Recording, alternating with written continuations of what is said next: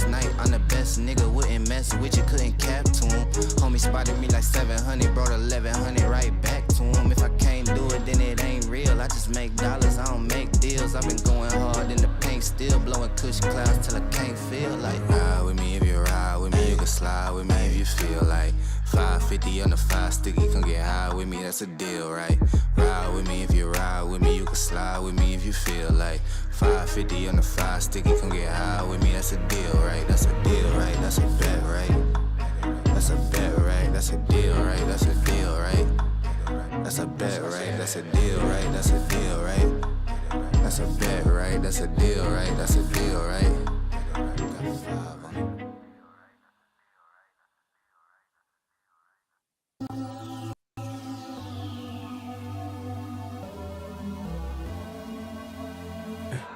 For the record, for the record, for the record, for the record. Been a little too nice to y'all. Now I gotta up price on y'all. Snake eyes on dice for y'all. Shoulders on ice for y'all. H6 all the hay. I won't get involved today. Got lost in the ball and A's. I'm flipping the bars, I'm flipping the on record, off record. I still count wins when they doubt it. On record, off record. I let them take advantage. I was wildin'. On record, off record deals. Tell them talk to Colin for the quote. On record, off record. I still want to act, not the ghost. For the record, I'm done trying to make y'all comfortable. For the record, you ain't trying to grow, then it's done for you. For the record, lab on me going all the way. For the record, ain't trying to make no time to waste. Running through it with the young influence, adolescent presence, I'm succumbing to it. I've been giving yeses when I shouldn't do it. I complete ejected, but the moves elusive, and I'm barely moving, but I'm still gon' boost them. I can't work on winners when I know you're losing, so I work the winners and they throw the deuces. Guess I had to pivot, shooting no bazookas for the facts. I need racks, paper, cash, buck a tax. That's a joke. Tell them laugh. Uncle Sam, buck out the bag. Brody plot, forget a whack. Contract, give me the max. I got laugh on my back. You ain't that, then it's raps. Whoa, whoa, whoa. For the record, I'm done trying to make y'all comfortable. For the record, you ain't tryna grow, then it's done for you. For the record, lab on me going all the way. For the record, ain't tryna make no time to waste. Facts, I need racks, paper, cash, buck a tax, that's a joke. Tell them laugh, Uncle Sam, buck out the bag. Brody plot, forget a whack. Contract, give me the max. I got laugh on my back. You ain't that, then it's raps. Whoa, whoa, whoa. For the record, I'm done trying to make y'all comfortable. For the record, you ain't tryna grow, then it's done for you. For the record, lab on me going all the way. For the record, ain't trying to make no time to waste.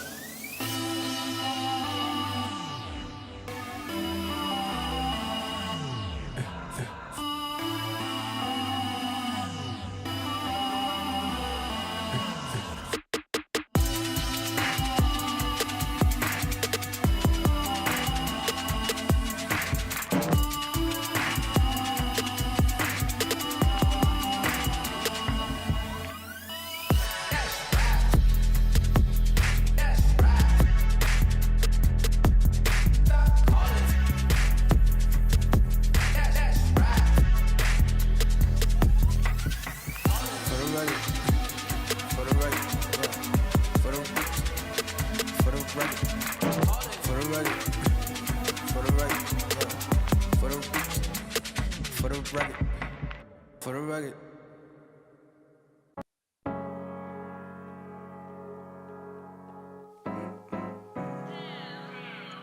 Slow.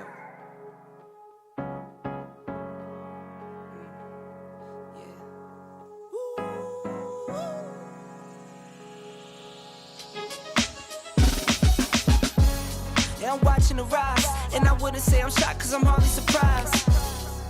This one's for the ride, this one's for who knew I'd make it, just needed some time. This one's for my wife, could've left 1,000 times just to by my side. This one's for the grind, I knew it would happen, just had the strength in my mind. To the videos, they thought I was a black guy. That's hard to get over. I'm foreigner in the sport, but I'm fully devoted. I don't take it for granted that the door's been open.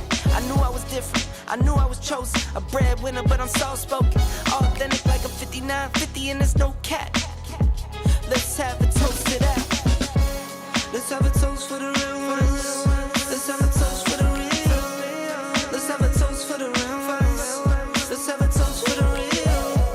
Let's have a toast for the real ones. Have a toast for the real. Let's have a toast for the real ones. Have a All right, y'all know how this goes. Thank God that worked right this time. I ain't got no money. Trying to find some money. Don't come for me. If you do come for me, all you're gonna get is my bills. I promise you, you don't want that shit. If you want some money, go after the damn news outlets I use. That's all I can tell you. Otherwise, you're just gonna get my opinion, and that's my damn right. So, whatever. Let's begin. Green light, let's get it. I'm the future, I'm in it. Check score, I'm winning. Green light, let's get it. I just win. I'm on 10. Hey, what's up, y'all? Let me go ahead and say hello to everybody. Hello, it's me. And so, how you doing? I'm tired as hell. I can't wait until I can take a fucking nap. Yeah, the life of an insomniac. Anyway, so we gonna go ahead and get into these stories. Yeah, I'm telling you right now, it's gonna be a little dark in the beginning, but we gonna get better as we go. Here we go with the first story. God dang it! I hope my damn number lock is on. Thank God.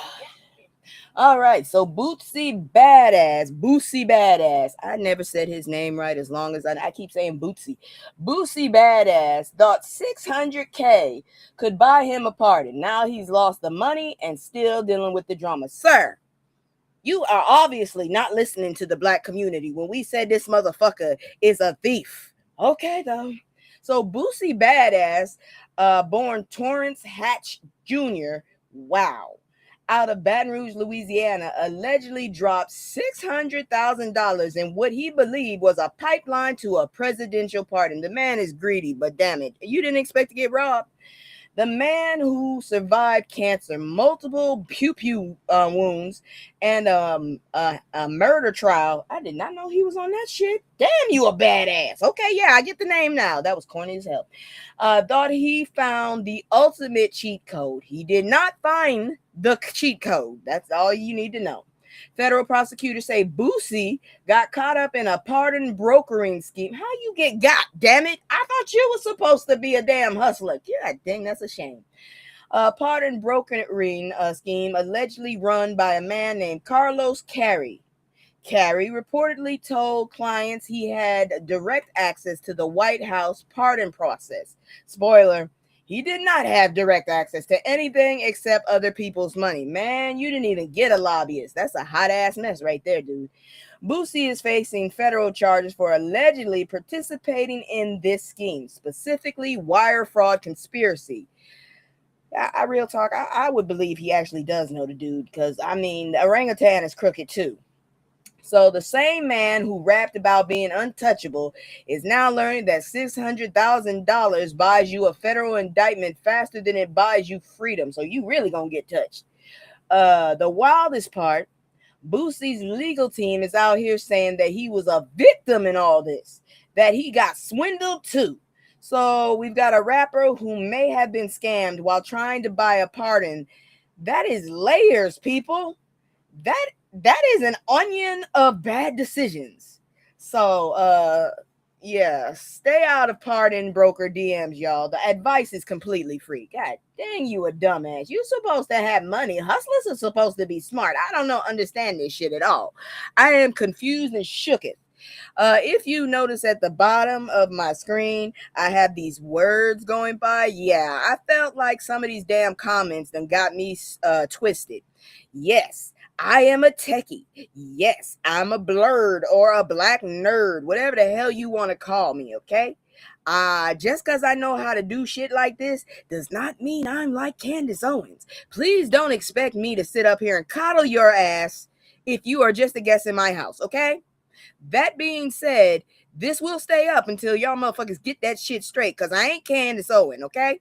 I think I lost somebody. I don't care, god dang it. If you gonna bounce because of that shit, well, you don't need to be here. God, I gotta stop turning my head like that. All right, let me go ahead and do my commercial, and I'll be right back with the bullshit. You already know it's about to get nasty. I'll be right. If you like what I'm doing, if you don't like what I'm doing, and you feel like you have a recommendation that could help me, go ahead and hit me up in the comments. If not, please don't waste my goddamn time. I am unemployed and I got a lot of time and I'm honorary old, okay? So yeah. Uh Here go my commercial. Please share, subscribe. There they go, the little kitsune, whatever the hell you want to call it. I'll be right back. It's just me and the fam. It's just me and the fam. It's just me and the fam. It's just me and the. It's just me and the fam. Yeah. It's just me and the fam. See my love, say that's my girl, that's my mascot. Little ones go for hours and some hours till we pass out. Stay inside the house, turned up with the racks out. Stay inside the house, turn. All right, so Alabama pew pew leaves. Oh, good grief, that really happened. All right, well, basically, it leaves a father and his dog dead. Hold on. So basically, this one starts with a simple favor and ends with a manhunt, tear gas, and a man hiding in an attic like he thought nobody owned a ladder. On July 6th, a welfare check led police to the discovery of 22-year-old Jasmine Alexis Bates, her friend Jose Felix Alvarez Dueñas, too many damn names, 31, and the dog he was watching, all deceased inside the house. He was sitting for a friend who was out of town. Oh, Lord, that friend is not going to be happy when they get back. Jasmine, a senior at University of Alabama, originally from Chicago, was just visiting.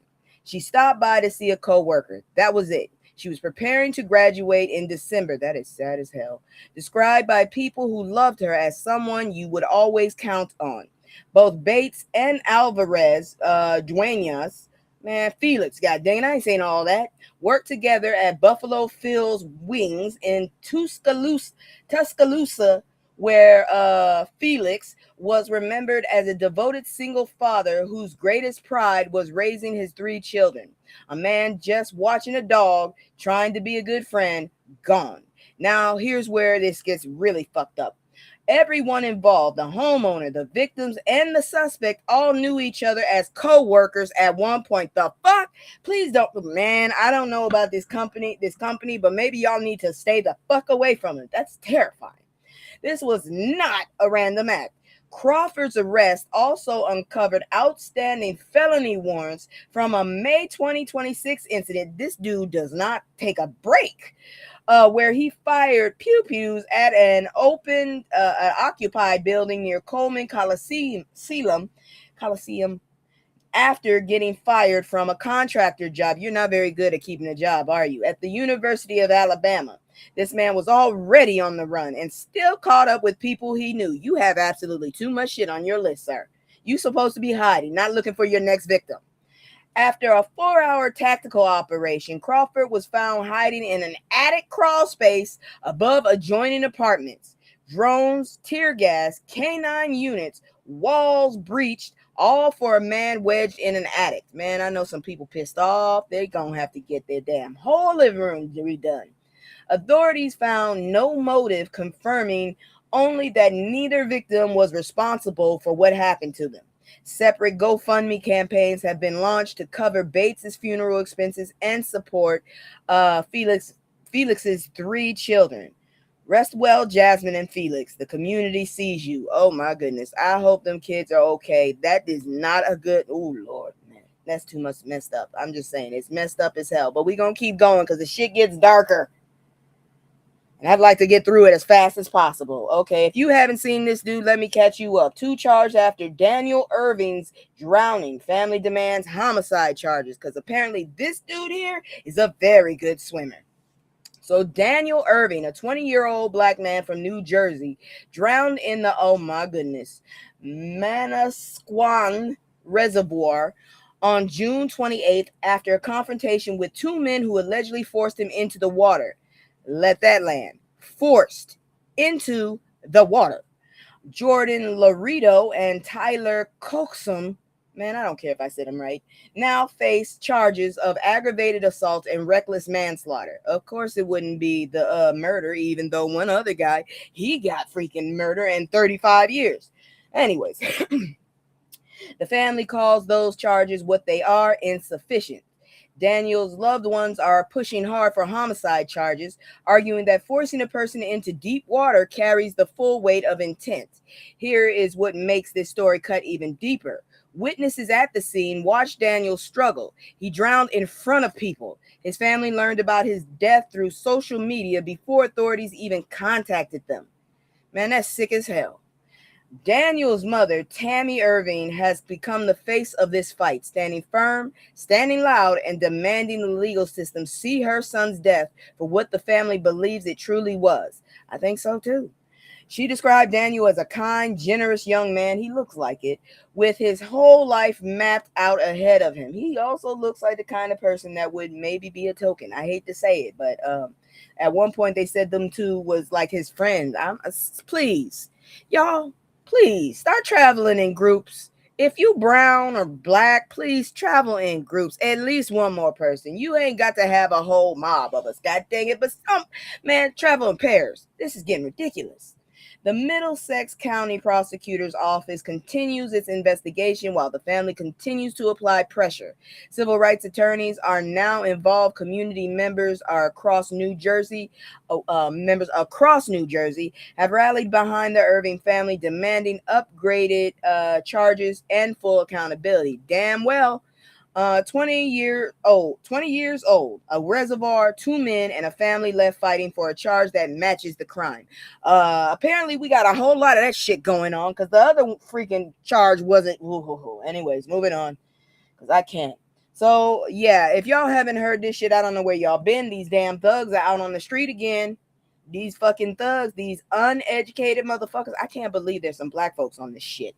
Another fatal ICE pew-pew, another weaponized vehicle. Like I found another PragerU fucking job opening. They don't want me, because if I had that fucking job, I'll fuck around and fuck them up on purpose. Gladly be fired for that shit. I'm serious. No, anyways. On July 11th in Falmouth, Maine, ICE agents attempted to arrest 41-year-old Rolando Fulcar Ferreras, a Dominican national. What followed was not a quiet apprehension.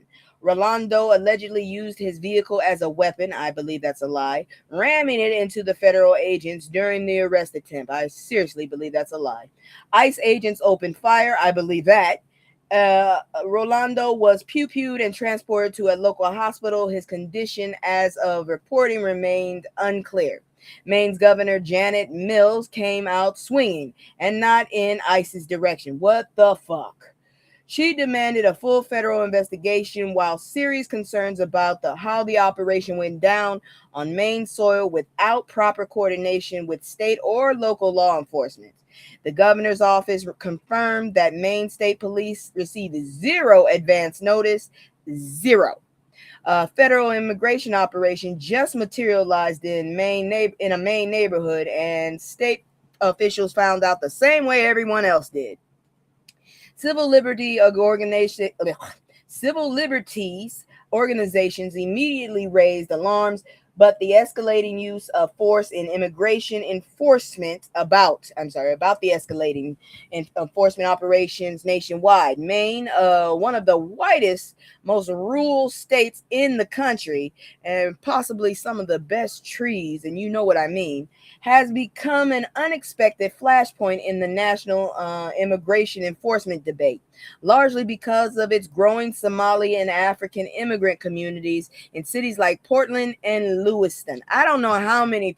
Look, most of Maine is trees, if you ask me. Rolando had a prior deportation order. Federal officials used that as full justification for that operation. Yeah, but did it mean you needed to pew-pew him?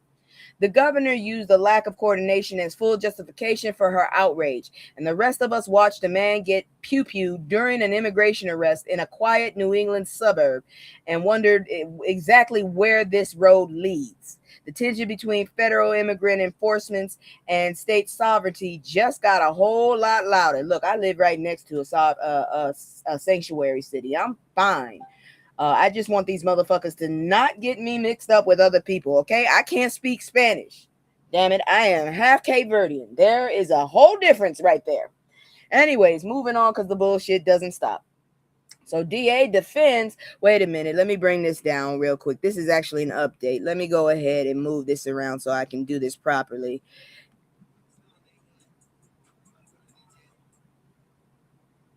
All right, that's better. So the DA defends officer after black teen was detained for wearing a hoodie. You remember the little boy that was walking across the street? Hey, Terry. He was just walking across the street, right?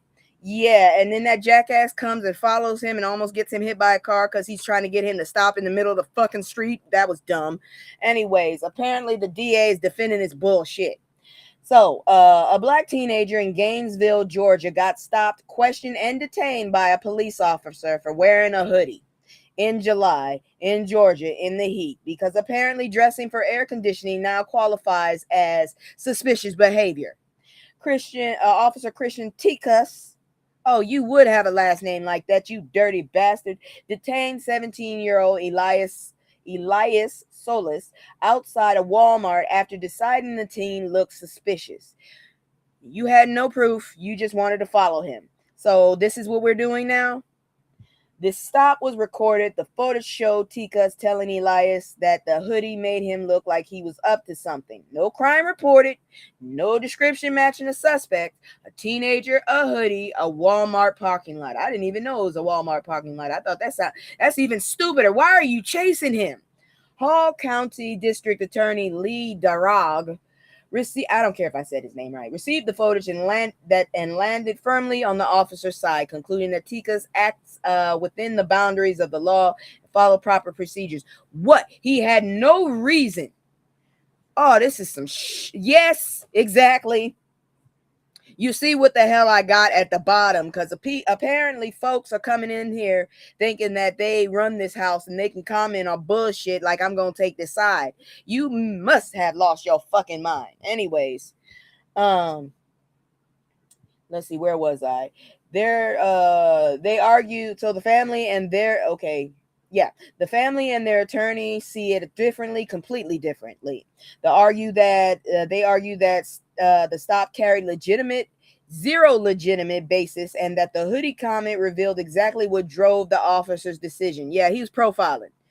Their demand centers on accountability and a formal review of Tikas's conduct and prior record on the force. I heard he was fucking up before too, but I'm just saying I heard it.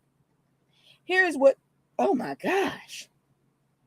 Here's what sits at the center of this story. Elias Solis did nothing. He stood outside a store wearing a hoodie. A law enforcement officer decided that combination of factors, black teen, hoodie, met, what you say? Yes, exactly. He has the same thing I have. He has eczema. I have eczema. But let's see. The black teen hoodie met the legal threshold to detain him. A DA looked at that and said the system worked correctly. Bitch, if that's the system, we need to go. The family says the system showed exactly what needs fixing. The system, that's what needs fixing. This is some bullshit. But let me keep going, because I had to argue with this. I'm trying to use the new AI, but I already told them, hey, you need to fix some shit. This is ridiculous. Here comes another update, though. Sheriff says Nolan Wells investigation won't be rushed. I don't know how to take this. I really don't. I'm not sure if I should be pissed off or, oh my God. That's how I feel. So Nolan Wells, a young black man from Mississippi, died following an encounter with law enforcement. His family wants answers. The sheriff in charge of the investigation wants everyone to know that the process will move at its own pace. Cherokee County, I hope that's right. Sheriff Frank Reynolds held a press conference to assure the public that the thoroughness that matters more than speed. That rushing an investigation serves no one. He confirmed that the Mississippi Bureau of Investigation is handling the independent review, which is standard protocol when law enforcement uses deadly. What the hell? Man, I hate when they do this. Hold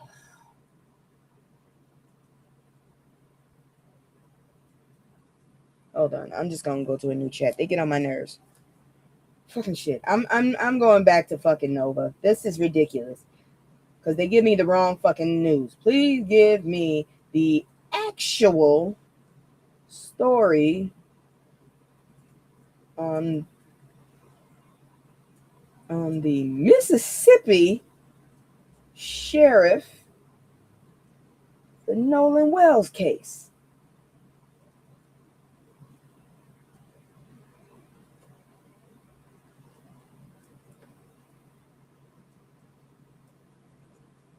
Hold on, I'm complaining too. I'll be right back.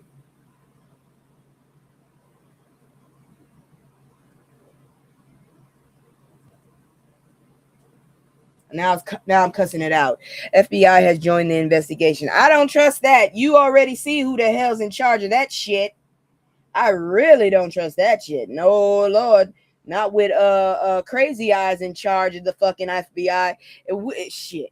They're gonna turn around and find Nolan as the fucking victim if we ain't careful.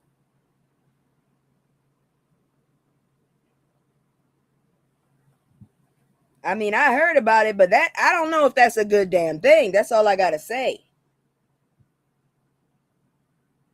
Now I'm waiting for this motherfucker to give me the right story. Because I hate this shit. I should have checked it. Because I had been fighting all fucking day with it. Seriously. Motherfucker talking about earlier Georgia mix-up. Fucker. Anyways, let's see here now. Now I got the real information. Jackson County Sheriff John Ledbetter made a statement to ABC about the investigation into 18-year-old Nolan Wells' death. Ledbetter told ABC News that it's essential for his investigators to avoid being put on a timetable and rushed by people clamoring for answers. His exact words, I think it is important that we do not put ourselves on a timetable and we do not rush ourselves. But I also think it is important to be diligent in gathering all of the facts. This motherfucker even gave me the wrong names. Nolan, 18, set out for a boat trip with friends on July 4th to Horn Island off the Mississippi Gulf Coast. During the trip, the group posted a photo online showing them sitting on the boat. When they returned to mainland later in the day, Nolan was nowhere in sight and his family reported him missing. Here's where things stand now. Sheriff Ledbetter confirmed the department conducted witness interviews and reached out to other agencies, including the FBI. I don't trust that fucking sheriff either because he was too quick to say some shit. Nolan's mother, Christine Wansley, met with local DA on Wednesday for the first time since her son's body was recovered. Once the Jackson County Sheriff's Department completes its investigation, the DA's office said it will present the case to a grand jury, and the DA clarified that convening a grand jury does not mean there is any criminality and in standard procedure for most unnatural or suspicious deaths in the county. I'm telling you right now, I think this is a setup. Wells's body was sent to Washington, D.C. for an independent autopsy because apparently the chief motherfucker has a case of not reporting shit like she's supposed to. Go look at it for yourself. The Congressional Black Caucus amplified the family's calls for an independent investigation, stating too many questions remain unanswered. The Wells family, the Mississippi community, and the American people deserve a full, transparent, independent, and timely investigation. Horns Island's rustic beauty means spotty cell service and no surveillance cameras. I would have never went. Making for a complex investigation. That's the reality on the ground, and the community deserves real answers, not procedural delays. And I totally agree with that shit because this is ridiculous. I'm so sick and tired of this shit almost every other fucking day.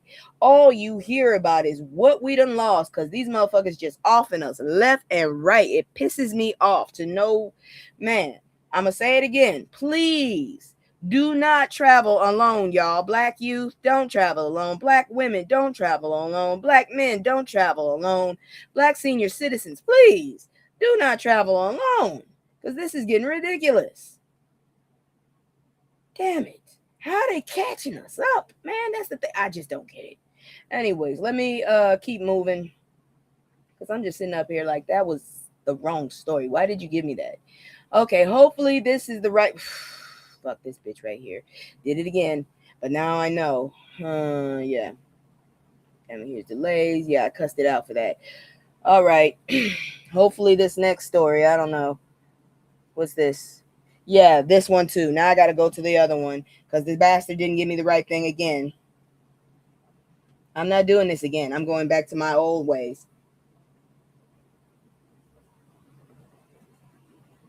Give me just a moment.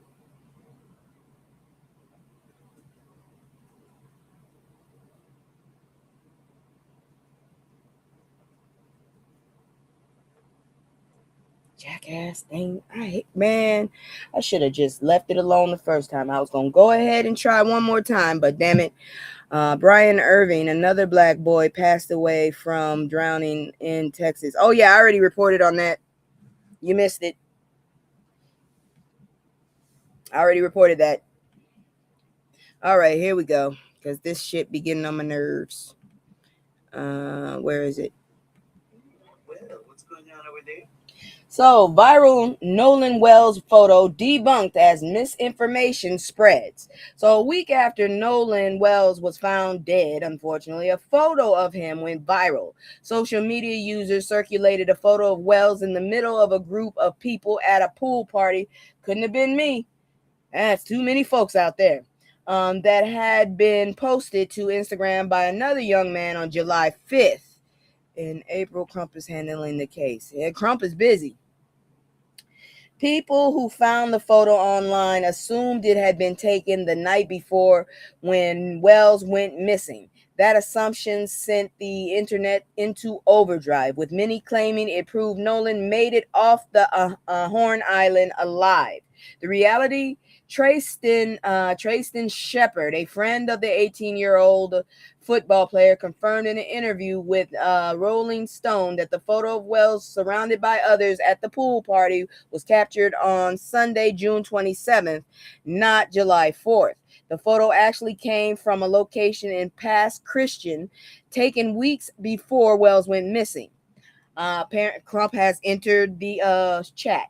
The photo circulated on social media after Ben Crump shared it on his official Instagram account, purportedly showing Wells at a pool party in the early morning hours of July 5th. Shepard stepped forward specifically to correct the record on that claim. Crump also suggested that the footage of an argument on July 4th might shed light on why Wells' phone was not found with his body, saying, You hear on the phone Nolan saying, "Giving me my freaking phone. What are you freaking doing?" Shepard disputed that entirely, saying that he was involved in it. Okay, now as for that, I heard later that dude got debunked, and the parents are asking, "Who the hell are you?" So I don't know about that. So let me continue, because dude is saying that was him yelling, and he wasn't even in the damn photo. So I want to know where the hell he was. Maybe he took the picture. I don't know. But his ass, I was pretty sure there was no one else that was anywhere, because the dude that said that was kind of brown. Nolan trusted the wrong people, unfortunately. Exactly. Nolan's mother, Christine Wansley, addressed the misinformation directly, debunking an AI-generated content on her Facebook page, and was asking people to respect her family's privacy. On July 11th, she wrote, "The internet is unhinged. To my family, friends, and to Nolan's friends, please do not engage and take care of your mental. Friends who considered Nolan a brother now face unwarranted death threats because of reckless online speculation. This family deserves the truth and the peace.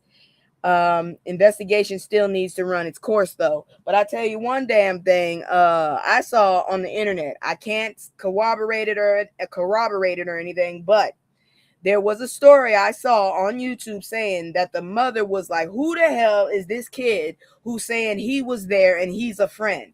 I've never met him." And the kid had said he was a family friend, and the mother is like, "I don't know this kid." So y'all need to go check that one too. Check what they're saying on that. I'm so sick of this script writing shit. Damn it, that's annoying. I'm going back to the other one. If it ain't broke, don't try to fix it. Apparently, that's what I'm gonna have to do. I told you this shit gets dark. Family of Zenobia Weatherspoon urges public to stop sharing graphic videos of her body being found. What the fuck is wrong with y'all? Who the hell does this shit? Why are you literally showing... Man, this is not Faces of Death. And I'm talking about the original one. Some of y'all got some sick ass... what you call it? I don't know what else to say, because this is some bullshit. So, anyways, the families. Let me go back up. I might have missed something from my script. I told you I have to read a script, otherwise y'all wouldn't. I'll be asleep. So Zenobia Weatherspoon, a black woman, died under circumstances her family considered deeply suspicious. An investigator wrote the case. I can't talk. An investigator's work the case as the I'm sick of this. As investigators work the case, her loved ones have stepped forward with a dual message: find the truth and treat Zenobia with respect her life deserves throughout the process. The family's attorney voiced concern with media coverage and public speculations have reduced Zenobia to a mystery rather than a person. They want the investigation to move with urgency and the coverage to reflect who she actually was, a full human being with people who loved her. Law enforcement has not released significant details about the circumstances of her death, which adds to the family's frustration. Transparency remains their central demand alongside accountability. Her family's public push mirrors a pattern black families know all too well: fighting on two fronts simultaneously. One front pursues justice through the legal system. The other fights to keep their loved ones' humanity visible in a media landscape that too often strips it away. Zenobia Weatherspoon's name deserves to carry weight, and her family makes sure it does. And if y'all doing that sick ass shit, you know there's a certain place downstairs where you can go. That is sick as hell. Now this one scares the shit out of me. I hope I don't have to be worried. Can the black woman drum tact to leave the CDC restore the agency's reputation? I don't know. Now we got explosive diarrhea. You tell me. Dr. Susan Menarez now leads the CDC, the first black woman to hold the position. Please do not be a trash panda. The appointment carries real symbolic weight. It also lands in the middle of an institution that spent the last several years absorbing political interference, budget cuts, a dude with not even a whole brain, and a credibility crisis that shook the public trust to its foundation. I'm going through the pediatrics. Fuck that shit. I don't trust the CDC at this point. The route lays out the central tensions plainly. Dr. Menarez brings genuine credentials and a public health background that commands respect. She steps into a CDC that has watched its workforce shrink, its independence get questioned, and its relationship with the black community remain complicated by decades of historical betrayal. Tuskegee cast a long shadow that no single appointment erases, especially now that you still got the dude with half a brain, because I don't think he got even pieces of it. I think half of it's gone. The dude is an idiot. And he's a walking fucking viral freaking what is it? You know, the thing that you put the fucking viruses in. Yeah, that's what he is.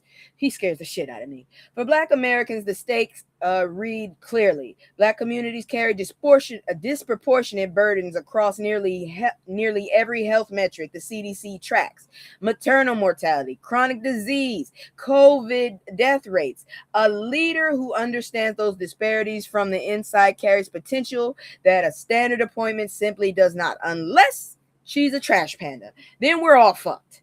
The real test comes in the work. Restoring trust with a black community that requires consistent, transparent, community-centered public health action over time. Dr. Menarez has the title. The CDC has the infrastructure. Black America has watched this movie before and knows that representation at the top means everything when the policies match the promise. But we also know what happens when the wrong motherfucker gets into office, because we have a bitch in office. I wish he would retire with his ugly ass. Uncle Ruckus in the Supreme Court. I'm just saying. And considerably less when they do not. Her first move will tell the story. Lady, you better be on your P's and Q's, because I'm sick of this shit here. And this is just another chance for motherfuckers to down us black women again if she fucks up. I promise you, it ain't gonna be good. So I hope she is on her P's and Q's and gets her shit right. Damn it. Please don't be a trash panda. Moving on. Raphael Warnock's housing bill helps protect homeowners from private equity buyouts. Man, these fucking companies are getting on my damn nerves. I'm gonna tell you the real truth about that shit. Senator Raphael Warnock introduced legislation designed to protect homeowners, particularly black. I hate that word. Black homeowners from the appraisal bias that has quietly drained black family wealth for generations. The bill targets a system where black owned homes consistently receive lower valuations than comparable homes in white neighborhoods, a gap that compounds across every financial decision tied to that property. And y'all fucking wonder why we don't think y'all like us. I wonder. The numbers behind. Whoa, shit, I messed up my damn script. The numbers behind the legislation carry real weight. Studies show black owners lose tens of thousands of dollars in home value to biased appraisals. That loss ripples outward into refinancing options, home equity access, inheritance, and the generational wealth transfer that builds lasting economic stability for families. We did that several fucking times. They destroyed it. Warnock's bill pushes for greater transparency in the appraisal process, stronger accountability measures for appraisers who demonstrate bias patterns, and expanded access to appraisal reviews for homeowners who believe discrimination drove their valuation. Please don't let this have to go past the damn White House, because that fucking orangutan is not going to sign it in. Because if anything with real estate, he already knows, because he probably was doing the bullshit himself. For black communities, home ownership has always represented more than shelter. It represents the primary vehicle through which black families build and transfer wealth in a country that spent centuries legally blocking that exact path. Through redlining, restrictive covenants, and discriminatory lending. Why the fuck did we last this long? It's beyond me. Appraisal bias functions as the modern continuation of the same exclusion. Warnock represents Georgia, a state where black home ownership rates and the wealth gap between black and white families make the legislation immediately personal for millions of constituents. The bill puts policy weight behind a problem black homeowners have documented and reported for decades. Man, I hope you get this through, Mr. Warnock. Reverend Warnock, because seriously, the shit they do to us is ridiculous. And that is it for the headlines. We are about to go ahead and move into people terrorizing black folks. Here we go.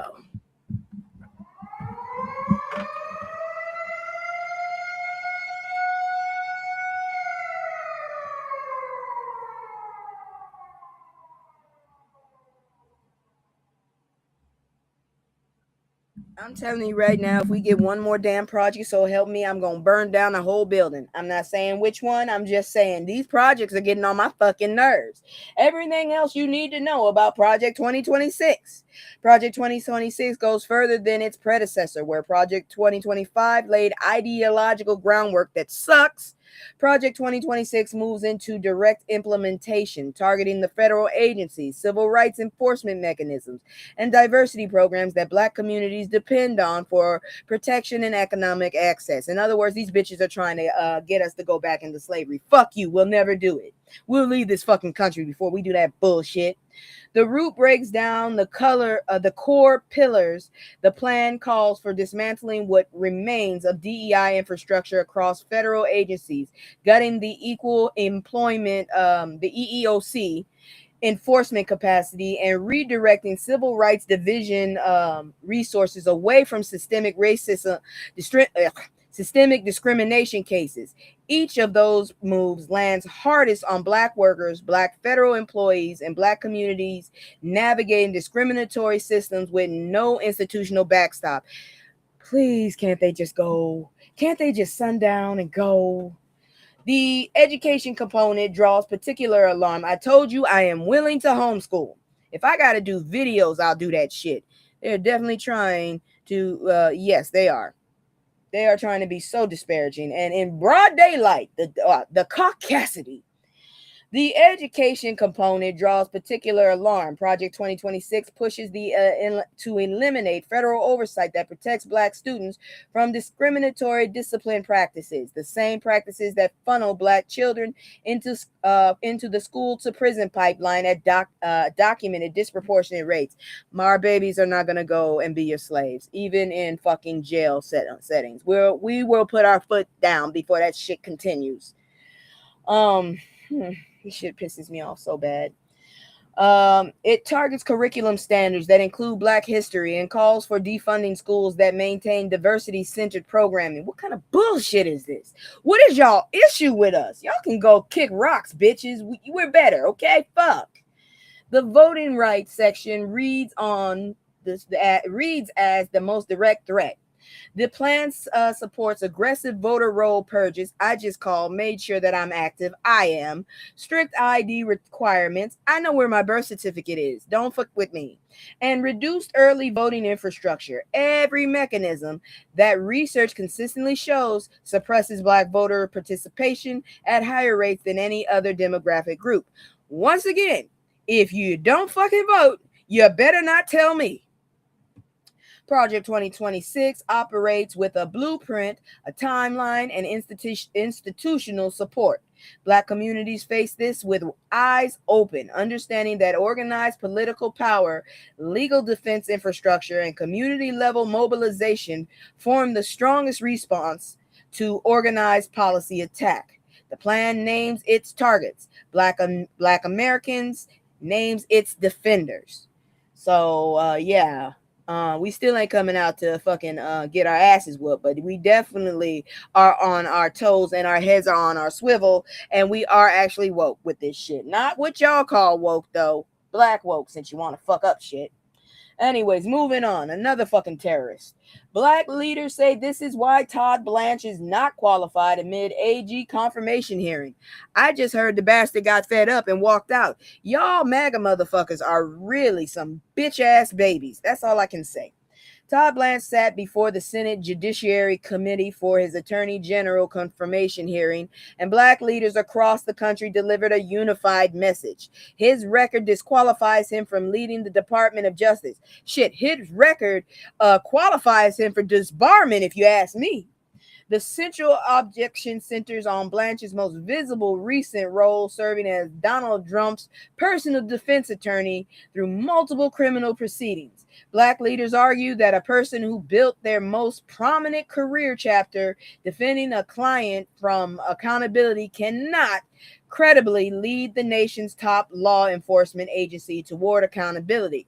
The conflict runs too deep and too recent.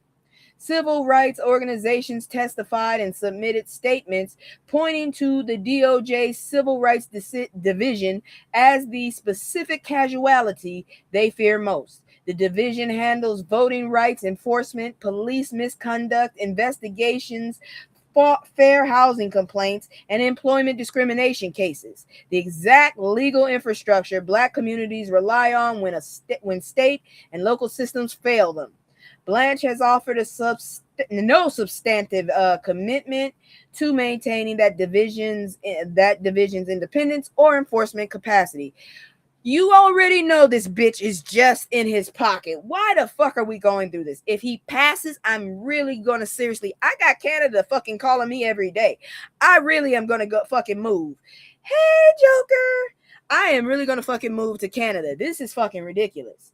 Congressional Black Caucus members pressed Blanche directly during the hearing on his positions regarding consent decrees with police departments, Section 2 of the Voting Rights Act, and federal oversight of discriminatory systems. His answers left Black lawmakers publicly unsatisfied and more vocal in their position. I got off from work super late. Oh, I'm so sorry for you, girl. I've been ripping and roaring all day today, too. I went to Mass Hire. Then I went to the food pantry. Then I went to the VA to get acupuncture. Then I called my damn student loans to see if I could get a deferral. Then, I don't know. Fuck, I forgot everything else. I think I took notes. I turned in my homework.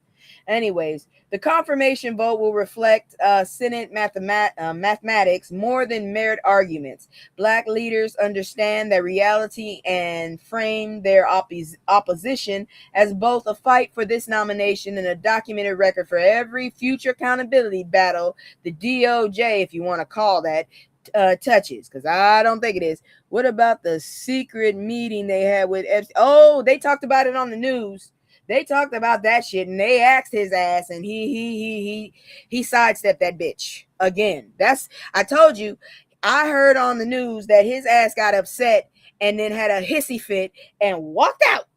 So what you want me to do? Because I think that's the stupidest shit. But listen to this shit. I'm so mad about this shit. Look at this. The Harriet Tubman Museum Educational Center calls for help following a break-in. Come on now. This is just ignorant as hell. Why? Just why? The Harriet Tubman Museum and Educational Center in Cambridge, Maryland, suffered a break-in, and the institution now calls on supporters nationwide to help it recover and protect what it preserves. The museum stands on ground directly tied to Tubman's life, the region where she was born enslaved and from which she launched her freedom mission along the Underground Railroad. The break-in caused damage to a space that holds irreplaceable educational materials, artifacts, and exhibits dedicated to one of the most consequential figures in American history. The museum serves as a living anchor for Tubman's legacy in her actual homeland, making it far more than a cultural institution. It functions as a community cornerstone and a place of pilgrimage for people who understand what Tubman sacrificed and achieved. Museum leadership released a public call for donations, volunteer support, and amplification across social networks. Financial need covers repairs, security upgrades, and operational continuity,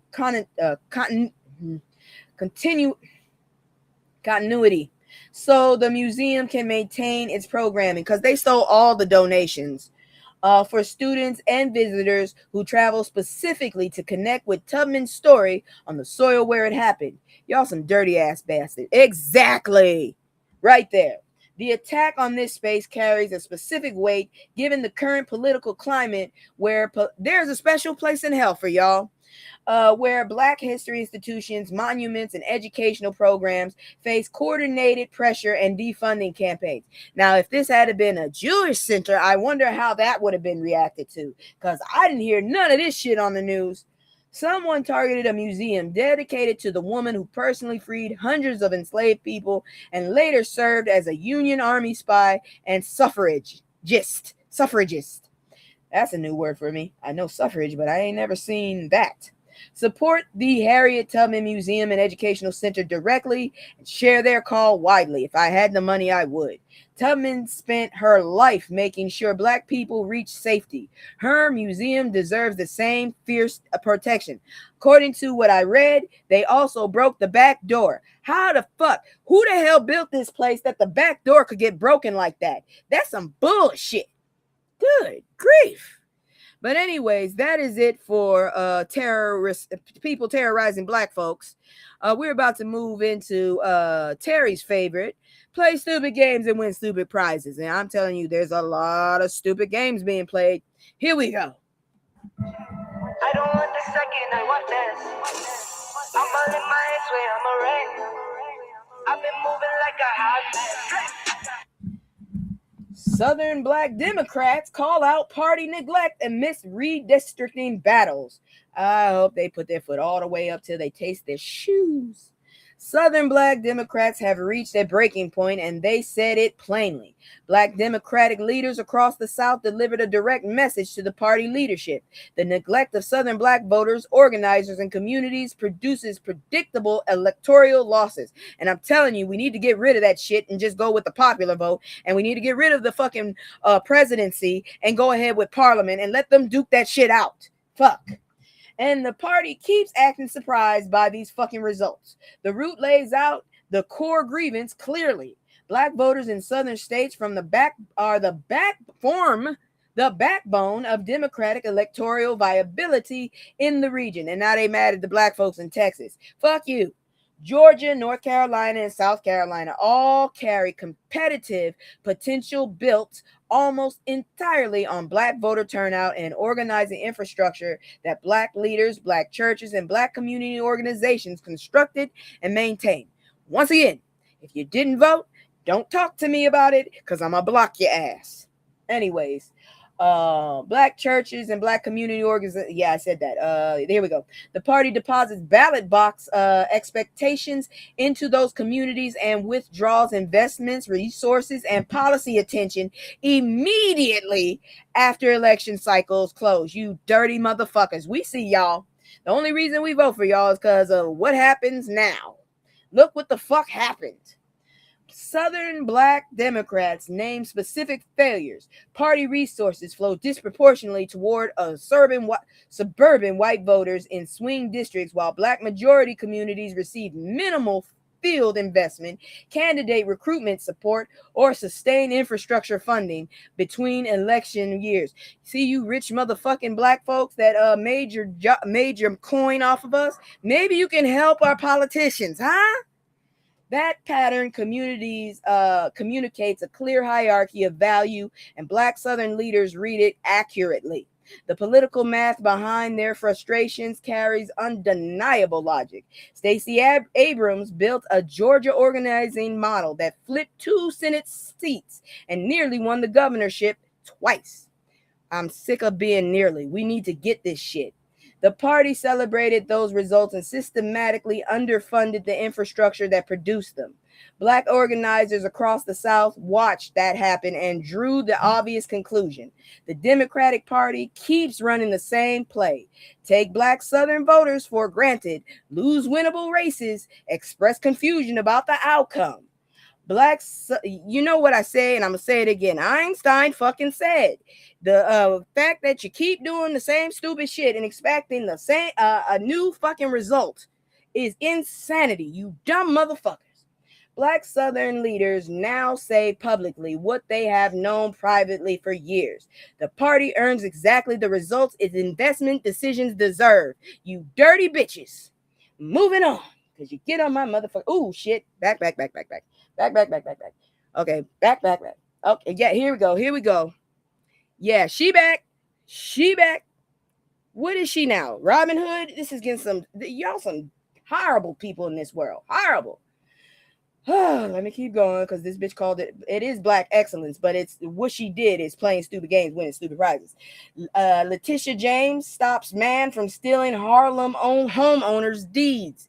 Man, I hope they whoop his ass. A man ran a deed theft scheme targeting elderly Black homeowners in Harlem, one of the most historically significant Black neighborhoods in America, and New York Attorney General Letitia James shut it down completely.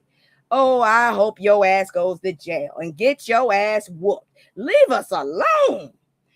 Deed theft works as one of the most devastating financial crimes targeting Black communities. A predator identifies a homeowner, often elderly, often facing financial stress, and manipulates, forges, or fraudulently transfers the property deed out of that person's name. The homeowner loses their property, their equity, and frequently their home itself before they fully understand what happened.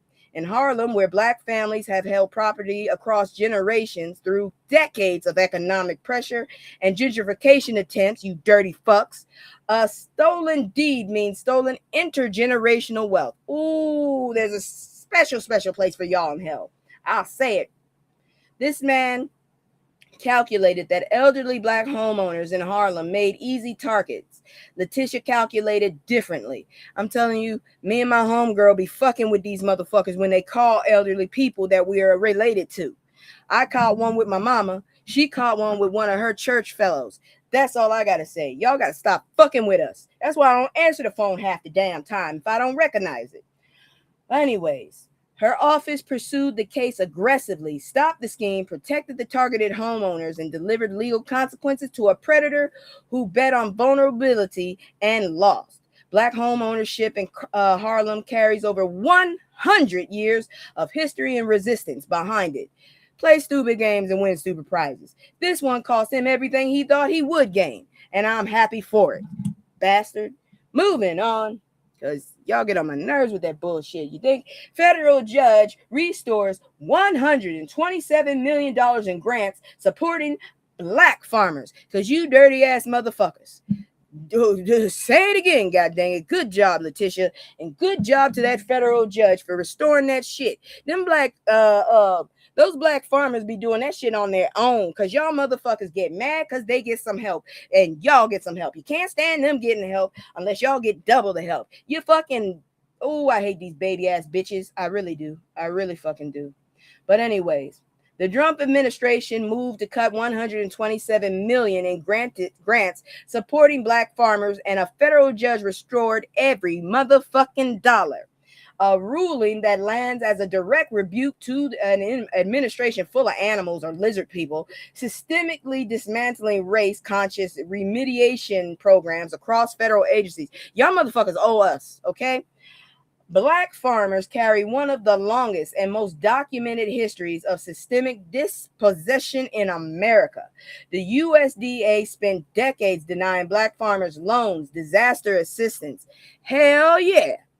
And program access that white farmers received as standard. That discrimination drove black land ownership from approximately 16 million acres in 1910, that's a hot mess, to roughly 2.5 million acres today. I bet y'all really swept up and got that shit, you dirty bastards. I swear it's really hard trying to be cool with this shit. Every funding cut targeting black agricultural programs accelerates that dispossession. I blame all you fucking MAGA bitches and you racist rich fucks and the fucking dumbass poor ones that follow you. I blame all of y'all. The $127 million flows through grant programs specifically designed to correct that documented history. And them motherfuckers said, oh, that's racist. I want more money, bitch. Then they had to cut that shit off. Give them that motherfucking money. Funding technical assistance, land retention support, cooperation development, and direct financial assistance for black farmers that federal or agricultural programs systemically excluded for the most of the 20th century. How much you want to bet these motherfuckers are going to get together and try and sue again? The federal judge found the administration lacked legal authority to unilaterally eliminate congressionally directed funding. Black farmers and their advocates celebrated the ruling and signed their readiness to defend it through any appeal. Man, you targeted black farmers and lost in federal court. The land stays, bitch. Get on my goddamn nerves with that bullshit. Oh, every fucking time. Every fucking time. Just get on my motherfucking nerves. Anyways, moving on. Oh. So, expert poll, why Americans are losing pride in their country. What the fuck? Y'all had pride in this shit? Ooh, that's a new concept. I ain't had pride in this shit not once. Especially with y'all motherfucking past. Our motherfucking past. A new expert poll shows American pride hitting historic lows, and the people who spent years stoking division, stripping rights, and making entire communities feel unwelcome in their own country now face the predictable result of exactly what they built. I hope you lay in the shit. Oh. The root breaks down the numbers across the demographic group. Americans express declining pride in national institutions, democratic processes, and the country's direction. Oh, we third country, if y'all haven't noticed. We third country, but in denial. The sharpest drops land among younger Americans and communities of color. The exact population that watch voting rights get gutted. DEI programs get dismantled, and civil rights enforcement get hollowed out in real time. I still say we should do a black exodus and leave this fucking country. I mean, seriously, is this worth it anymore? I don't know. Maybe I'm wrong. Black Americans carry a particularly, I hate that word, layered relationship with national pride. Pride in black culture, you got me. Black resilience, you got me. Black community, you got me, has always run strong and deep. Pride in American institutions that have historically excluded, exploited, and surveilled black people operates on an entirely different and more complicated frequency. Excuse me. The poll captures that distinction in the data. The expert analysis points to a direct connection between policy decisions, pride erosion. When a government systematically signals to certain communities that their history, their safety, and their participation in democracy rank at negotiable, those communities respond with honest assessments of what the country actually delivers. You cannot spend your years making people feel unwanted, unprotected, and unrepresented, and then express surprise when they stop feeling proud. Shit, I never was proud. The poll reflects the country that the policy built. I told y'all I'm not even celebrating the 4th of July. We weren't free, so why the fuck should I celebrate that bullshit? I'm just wondering. 2 systems. I gotta remember 2 systems. Moving on. Man, this country just done gave me, y'all motherfuckers done aged me about 10 years. Shit, no wonder I'm in premenopause. Fan who allegedly called WNBA star Chelsea Gray the N-word over Caitlin Clark's file. Damn, that girl got a fucked up nose. Fired from their job. Whoever the fuck's job. That girl got a fucked up nose. Somebody must have broke that bitch. Woo! A fan directed a racial slur at WNBA star Chelsea Gray during a game and lost their job before the week ended. Good for you. The WNBA, Chelsea Gray's team, and the employer all moved with speed and zero ambiguity. I hate these words today. Chelsea Gray plays as one of the premier point guards in the WNBA, a champion, a decorated professional, and a black woman who showed up to work and got met with a racial slur from someone in the stands and who calculated that a basketball arena gave them cover to say whatever the hell they thought was fun.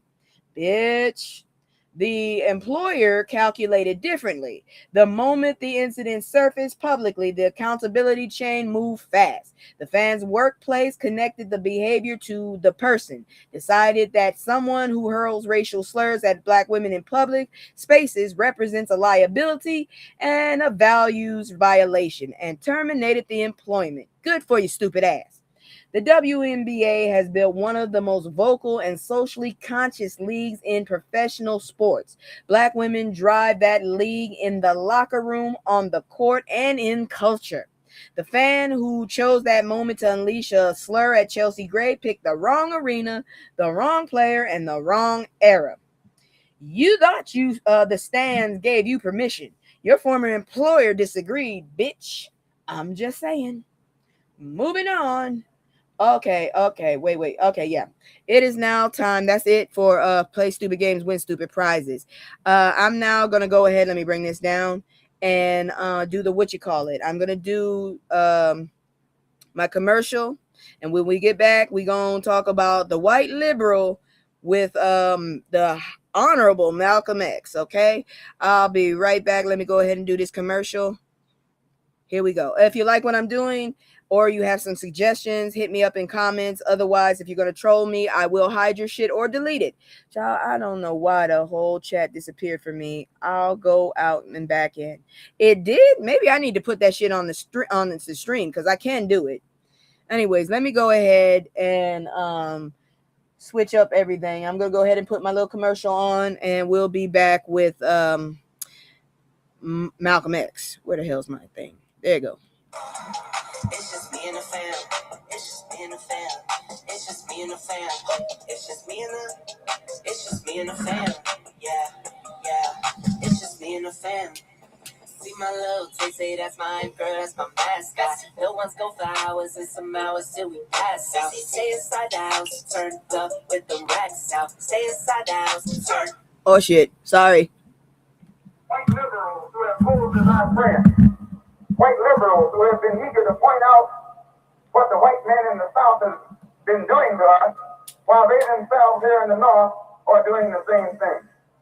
They have been making a great fuss over the South, only to blind us to what is happening here in the North.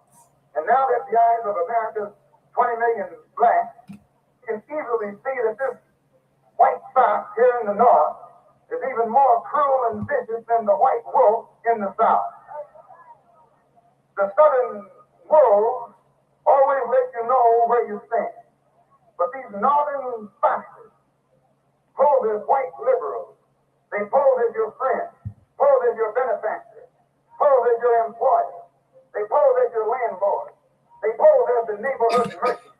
They pose as your lawyer trying to help you. They infiltrate all your organizations, and in this manner, by joining you, they strangle your militant efforts toward freedom, toward justice, and toward equality. They use integration for infiltration. Throughout America, here in the North as well as the South, masses of black people are demonstrating against the oppression and exploitation of the white man. Our people have lost all fear of the white man. They have ceased trying to waste their love on the white man. And they have ceased turning their nonviolent cheek to the violent white man.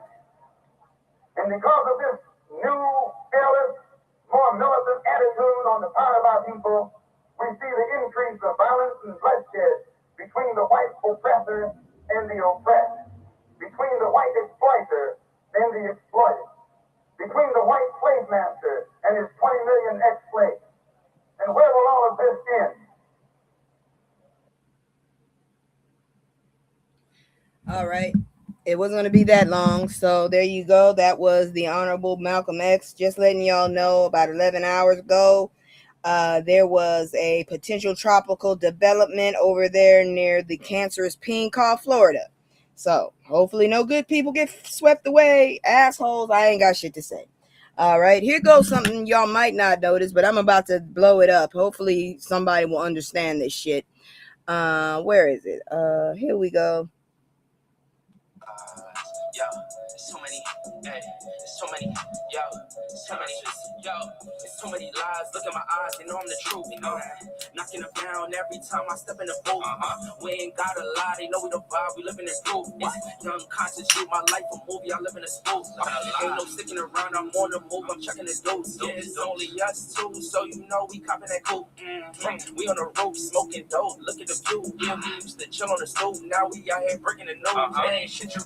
All right, so the origins of the watermelon stereotype. Believe me, I already know about it, but I'm going to let y'all know about it too, because it pisses me off that now it's so stigmatized. I like this fucking fruit. Fuck y'all. Anyways, the watermelon stereotype did not emerge from truth. White Americans manufactured it deliberately after emancipation, and the story of why reveals more about the architects of the lie than the people they targeted. After the Civil War, freed Black Americans embraced watermelon as a symbol of freedom. They grew it, they sold it, and gathered around it publicly and joyfully. The public joy unsettled white Americans who expected Black freedom to remain invisible and contained. Watermelon became the target because the freedom it represented felt threatening. White media, cartoonists, and politicians weaponized the image in the 1870s and beyond, flooding newspapers and public spaces with caricatures designed to reframe Black joy as ignorance, Black entrepreneurship as laziness, and Black public life as something shameful. The stereotype spread through postcards, advertisements, and political cartoon with one deliberate purpose: to humiliate a people whose freedom white supremacy could not accept. The watermelon stereotype belongs to a broader pattern of manufacturing shame around Black cultural expression that carry joy, abundance, or independence. Soul food, music style, language, white dominant culture has repeatedly attempted to convert Black cultural pride into sources of embarrassment. Every single time Black people reclaimed the thing and carried it forward anyways. The watermelon has never been the problem. The people who feared what it represented were, because I'm going to tell you right now, if you didn't know, a lot of profits were made off of watermelon. Black people who had just been freed were making bank off of watermelon. The people was buying the watermelon, they were selling the watermelon. And then here comes the assholes that don't like people getting a fair share, trying to make people shame. And now I can't even eat a watermelon in Korea without thinking, oh, here we go. You took a picture of my ass, it's gonna end up in the newspaper. I never did find that newspaper. I'm just saying. But anyways, let's keep moving. I told y'all we ain't gonna be here all night. I'm telling you early because y'all need to let me know. I have a fashion show at the end. Do you want it or not? Let me know. Let's keep moving. We're gonna go into news on education. Where the hell is that one anyways? There it is.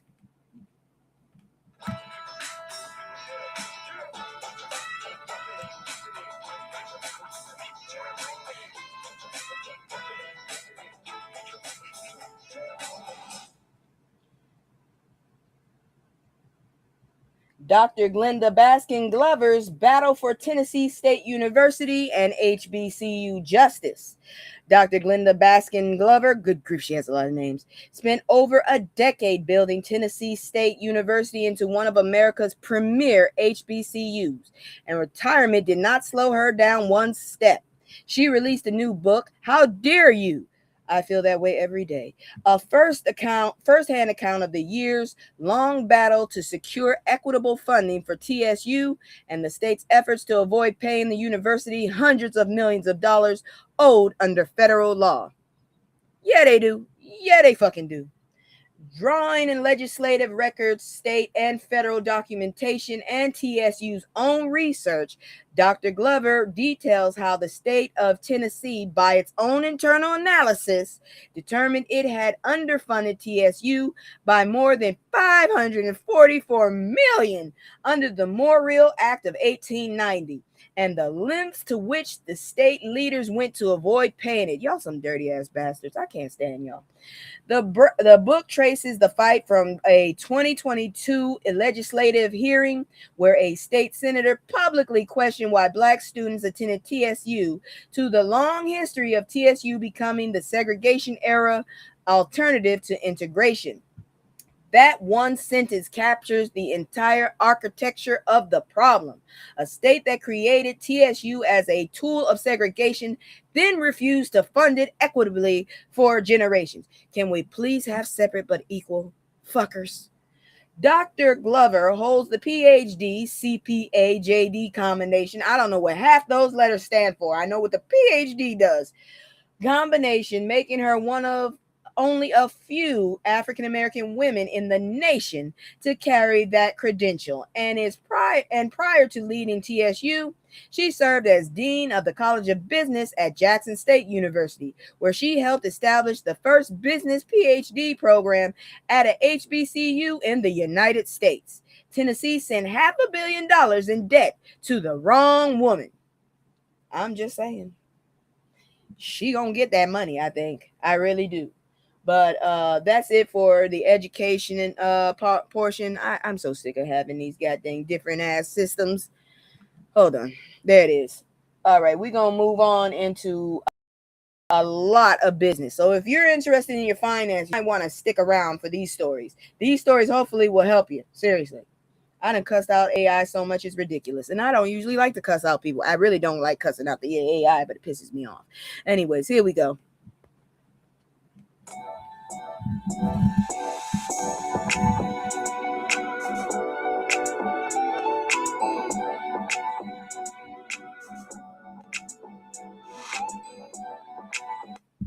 All right, so Wall Street landlords emphasize profits over people.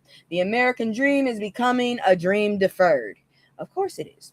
Wall Street landlords now own a significant and growing share of single-family homes across America. And the communities feeling that ownership most acutely are, guess who? Black and brown neighborhoods where institutional investors identified undervalued property and moved in with corporate precision, or as they call it, a vulture. The mechanism works simply. Investment firms purchase homes at scale, convert them to rentals, and optimize for a maximum yield. Maintenance requests become cost centers. Rent increases become quarterly targets. The tenant relationship that a local landlord might navigate with some human consideration transforms into a spreadsheet line. Families who plan to Yes, it does. I think I'm a socialist. I'm pretty sure I'm a socialist now. Families who plan to buy the home they rent watch the purchase price climb beyond reach while their rent climbs every renewal cycle. For Black families specifically, this pattern strikes a documented wound. Black ownership already sits significantly below white home ownership rates. 44% compared with 72% for the white households. According to the Census Bureau data, a gap built by redlining, discriminatory lending, and decades of exclusion from wealth building through property. Wall Street's mass acquisition of single family homes removes inventory from the purchase market at exactly the moment Black families work to close that gap. The Atlanta Daily World frames this as a dream deferred, and that framing carries historical weight.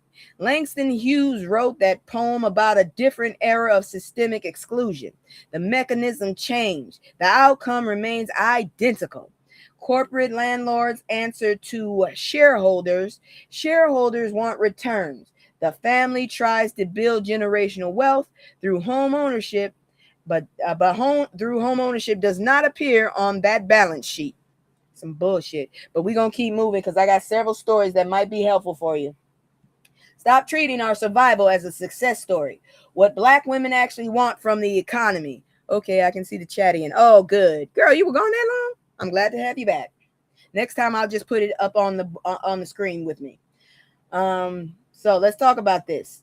The Root publishes a sharp, necessary rebuke of a narrative that has done quiet damage for decades. The habit of framing Black survival of oppression as a triumphant outcome. Resilience gets celebrated. The system that made resilience necessary gets a pass. You dirty fucks. The piece draws a clear line between two different conversations. One conversation honors the strength, creativity, and endurance Black people have demonstrated under conditions designed to break them. The other conversation uses that strength as evidence that the conditions were acceptable. They're not. That because Black communities survived redlining, mass incarceration, medical neglect, and economic exclusion. That's the grace of God, you stupid idiots. Those systems produce something worth celebrating rather than something worth dismantling. Survival as a success story also carries a subtle burden. Are you kidding me? I've been in survival mode since I was 6. I am tired. I am sick. Shut the hell up. Anyways, it places the moral weight of systemic failure on the people who endured it. Black communities get credited for overcoming. That wasn't overcoming. We were just trying to live, which quietly transfers responsibility away from the government institutions and policies that created conditions requiring survival in the first place. You dirty bastards. The ask in this piece lands with precision. Measure Black America by the standard, prosperity, wealth accumulation, health outcomes, and institutional access that define success for everyone else. We are not the most resilient race on earth. Feels like it though. Shit. If they don't try to break us every other fucking day. We need to talk about health and income access, that institutional access to define success for everyone else. Strength under pressure deserves recognition. Strength under pressure as a substitute for justice deserves a challenge, you bitches. Black America produced survivors, architects, innovators, artists, athletes, scientists, and leaders. I think I'm a scientist too. Not because the court conditions supported it, but in spite of conditions engineered against it. Imagine what full investment, full equity, full access produces. Man, you couldn't stop this fucking country. That conversation starts when we stop handing out medals for endurance. Bitch, I ain't trying to run that damn long. I tried that in high school. It almost killed me. Junior high, actually. Man, y'all done lost y'all ever loving mind. But moving on, because I still got some more business stories for y'all that might help you in the long run. Nikki Harlan of Concessions International elevating travel to higher heights. So Nikki Harlan serves as president of Concessions International, a Black-owned food and beverage company operating across major airports throughout the United States. Go ahead. She leads an organization that has, man, I hope it puts some flavor in that nasty ass food. Only a few times have I had it when it was good, and it was still such a small portion. Anyways, and beverage company, blah, blah, blah, blah, blah. She leads an organization that has built decades of long presence in one of the most logistically complex and competitive retail environments in existence, airport concession, where real estate, licensing, foot traffic, and brand partnership all converge under one roof, one deadline, the departing flight. Harlan brings both operational leadership and a commitment to elevating the customer experience in spaces where travelers historically accepted mediocrity as the standard. Man, the cookies were horrible. Concession International holds contracts in major airport hubs and delivers full-service dining and retail across multiple terminals. Do you need somebody to work in cybersecurity for you? Come on and hire me. I only got until February 2027, and I'll be out. Come on, baby. I also am going to Google and get certified, and I'm going to LinkedIn to get certified, ma'am. Look at me, please. Anyways, that's my groveling for today. Let's see here now. Let's see. I already said that. And concessions. Let's see. Her leadership also carries weight of workforce development. Airport concession operations employ large numbers of workers from surrounding communities, and a Black-owned company operating at that scale creates employment, management pathways, and procurement opportunities that circulate economic power through Black communities in ways that corporate chain operators do not prioritize. Concession International represents exactly the model Black enterprise builders point towards: ownership at scale, operations in high visibility spaces, and leadership that reflects the communities that business serves. Harlan sits at the helm of that legacy and pushes it forward. Man, she could be a very good, a very good role model for young girls. Seriously, she's beautiful and she's smart. Go ahead, Nikki.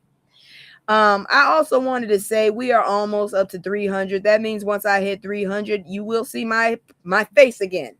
You will know what I look like again. And maybe then y'all stop thinking I'm some white chick, because I'm not.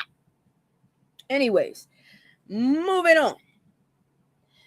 America's top 10 cheapest states to live in 2026. I have the list. Let's go. Black America Web identifies the 10 most affordable states by cost of living, and it's not the best states either. And for Black families weighing a relocation, the price tag on housing and groceries tells only part of the story. I need to talk to y'all at the end of this, because some of these states I'm seeing, they ain't good. Number 1, I'm not surprised, Mississippi. It is also the poorest state in the country. Number 2, Oklahoma, not very high on education. Number 3, Kansas. Apparently, I have some relatives there. Number 4, Alabama. Need I say any more? Number 5, Georgia. That's pretty good. Number 6, Tennessee. Not with that fucking government. Number 7, Missouri. I don't know what's happened there. Number 8, Iowa. I knew someone that lived there. Only one person. And she was Black. I was shocked. Number 9, Indiana. I've been there. It's kind of ghetto. And number 10, Arkansas. I've met a very stupid person from there. I've met a few other folks, but Arkansas, I'm kind of iffy on it. Arkansas kind of stands in the same view of as West Virginia for me, and that's not very high. Several of these states carry low costs precisely because economic investment, infrastructure, and opportunity have historically bypassed the communities living there. There's a reason why they're cheap. Mississippi tops the affordability list and also carries the highest poverty rate. I just told y'all that, in the nation, with Black Mississippians experiencing that poverty at disproportionate rates. Let me tell you, I lived with my grandma at one point. We had a slop bucket. That shit was gross. Nobody should know what a slop bucket is. Georgia stands as the strongest entry on this list for Black families. I am happy with that one. Atlanta anchors one of the most robust Black professional ecosystems in the country. Black-owned businesses, HBCUs, Black medical and legal professionals. And according to my homeboy, hungry women for men good men and hungry gay men looking for the same thing. That's what he told me. And a cultural infrastructure that supports Black life at every income level. The cost of living outside Metro Atlanta drops significantly while still keeping major city resources within reach. Maybe I'll go there. I don't know. Tennessee and Missouri also carry real Black cultural and economic history. I just don't feel good about the fucking government in Tennessee. No thanks to any of these states. Girl, yeah, the sad thing is one of them states her family comes from. You know that's bad. My family comes from Mississippi. I'm surprised Louisiana up in that bitch. Shit. Anyways, let's see. Tennessee and Missouri also carry real culture and economic histories. Nashville's North Nashville, Memphis, or as my mom says, Memphis, Kansas City, and St. Louis all hold significantly Black community foundations worth searching before committing to a move. Kansas City is in a state that's not Kansas? Why? I don't get that. Affordability creates an opportunity when the destination also offers safety, community, economic mobility. Mississippi does not. And quality schools. Mississippi does not. Price per square foot matters. So does where your child goes to school. Not Mississippi. Whether the hospital serves your community equitably. Not in the South. And, well, not in the deep South. And whether Black-owned businesses line the main streets. Not in Mississippi. I haven't seen that shit. Somebody could tell me something. Maybe I don't know something. But I ain't seen it yet. Now we're going to go ahead and segue onto our, our, our culture. We're going to do culture. I told you it's not going to be a long night. All right, here we go. Culture moment.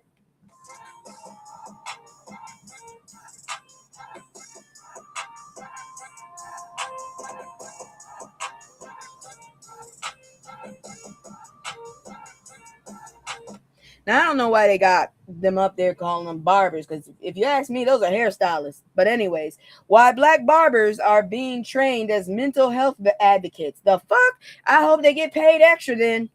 The Root covers a growing movement training Black barbers as mental health advocates, and anyone who grew up in a Black barbershop understands why this makes complete sense. I just listen to the women talk.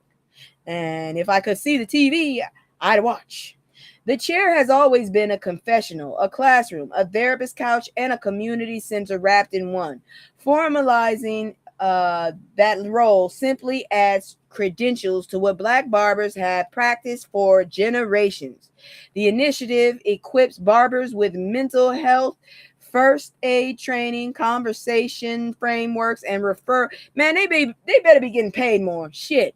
And for referral resources so that when a man sits down and starts talking, really talking, the barber holds the tools to guide that conversation toward help.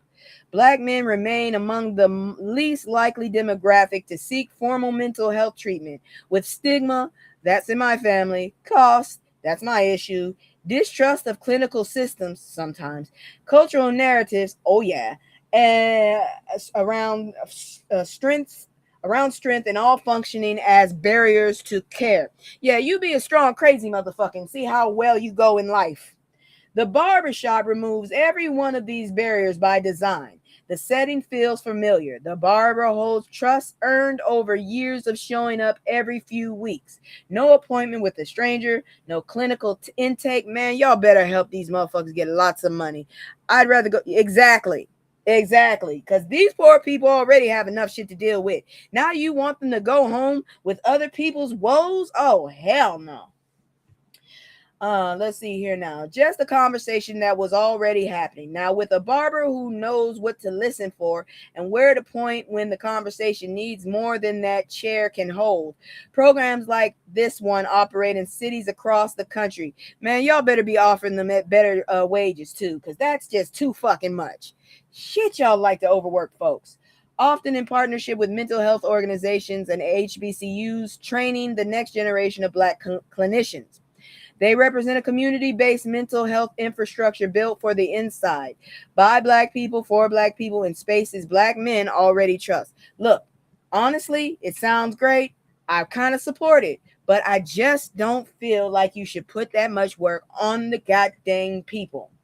The barbershop saved lives long before anyone wrote a curriculum for it. How about you just have somebody up in there that's an actual, therapist up in there, prepped up like a guest. And maybe if he hears some shit that's wrong, he'll actually go ahead and say, hey, you might need this. Instead of the poor barber trying to cut hair and hear hear goddamn keywords and shit. Damn. I always want to hurt people. Anyways, that's it for the culture news. We're now about to go to good news. And guess what? We got 3 stories. That's amazing for this damn time. Shit.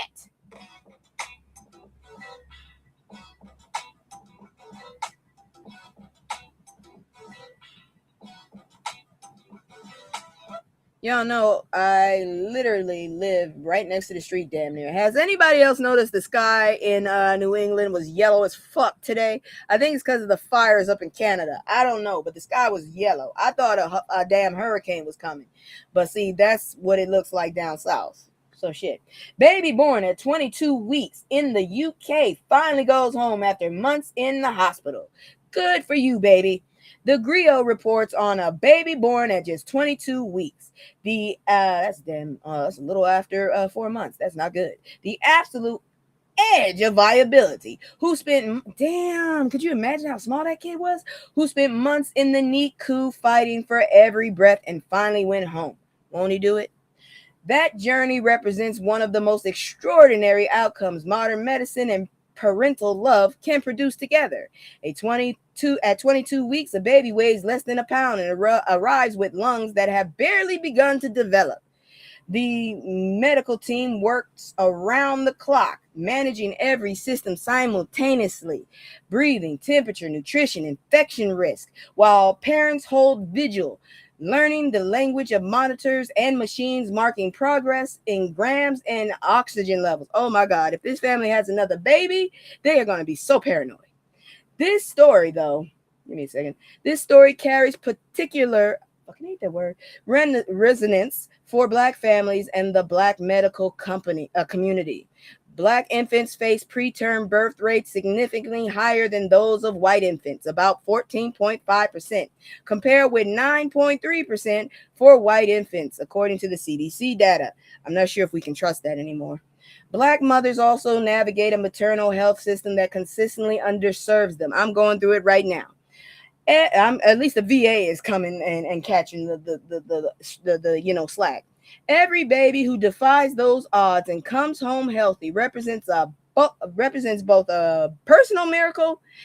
Yes, it was fires from Canada, I heard. Okay, that's why the sky was yellow. Shit, that's horrible if it's that bad. Damn.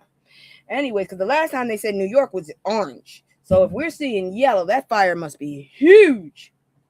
Anyways, Black mothers also, said that. Every Black baby who defies those odds and goes home healthy represents a personal miracle and a challenge to a system that should produce more of them by design. The NICU nurses, neonatologists, respiratory therapists, and specialists who carried this child through those months deserve recognition alongside the family. Thank you for getting that baby there. Exactly. And the parents who showed up every single day I would have lived there and refused to let their child face that fight alone, carried something that no monitor can measure. That baby went home. That family got whole again. Today, that counts as the best news of the day, because good grief, it's been horrible. Moving on, because we're going to talk about another person that got good news for them. Let's look at it. Gabby Thomas wins Budapest 200, whatever that is, meter as Team USA sweeps podium. Look at her. Look at that six-pack she got. Oh, I know she works out hard. She looks so happy. Good for you, girl. Gabby Thomas delivered in Budapest winning the 200 meter and leading Team USA to a full podium sweep, a statement performance that reinforces her position as the premier 200 meter runner on the planet right now. The planet. Thomas brings something rare to elite sprinting. Man, I cannot sprint. I only got about 2 seconds in me.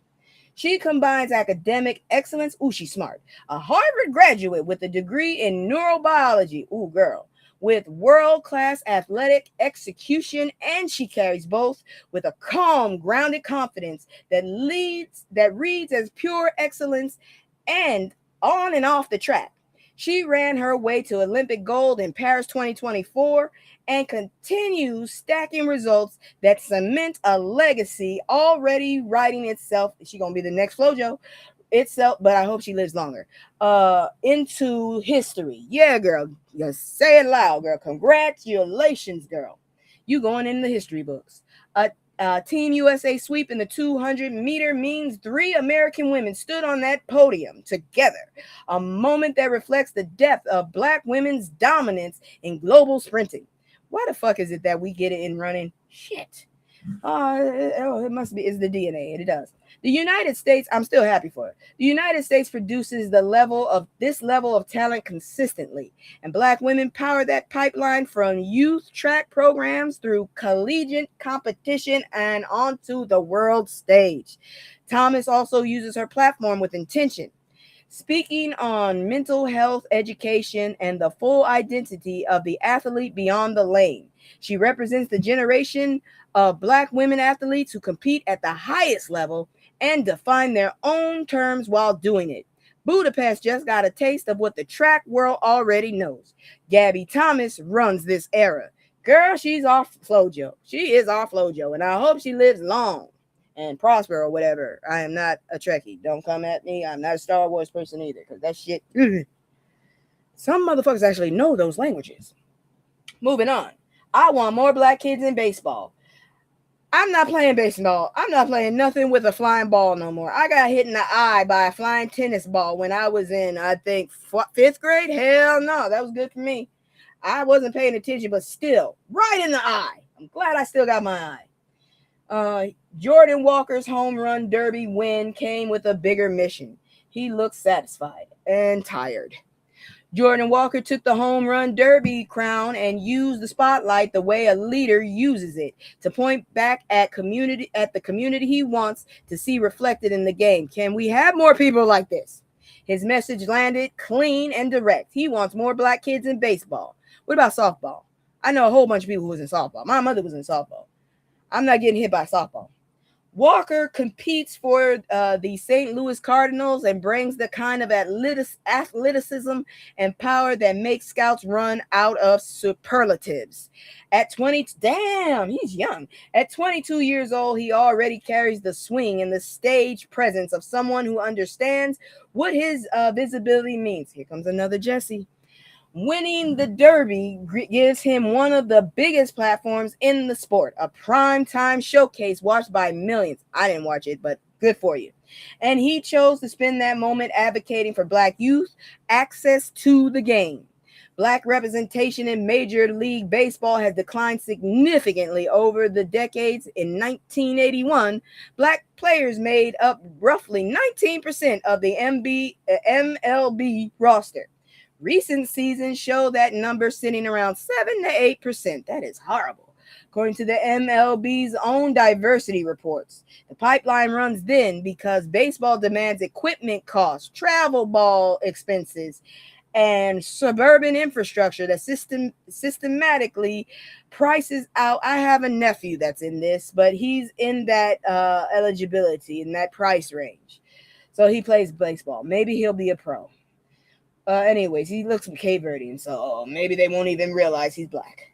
Which MLB funds rebuild the pipeline. Black-led youth baseball academias across the cities like Atlanta, Chicago, Detroit, Baltimore work the same ground, keeping the game alive in communities that produce some of its greatest players. Jordan Walker hit the longest ball in the building. Then he told the world who he hit it for. And we will continue to listen to you, sir. We will.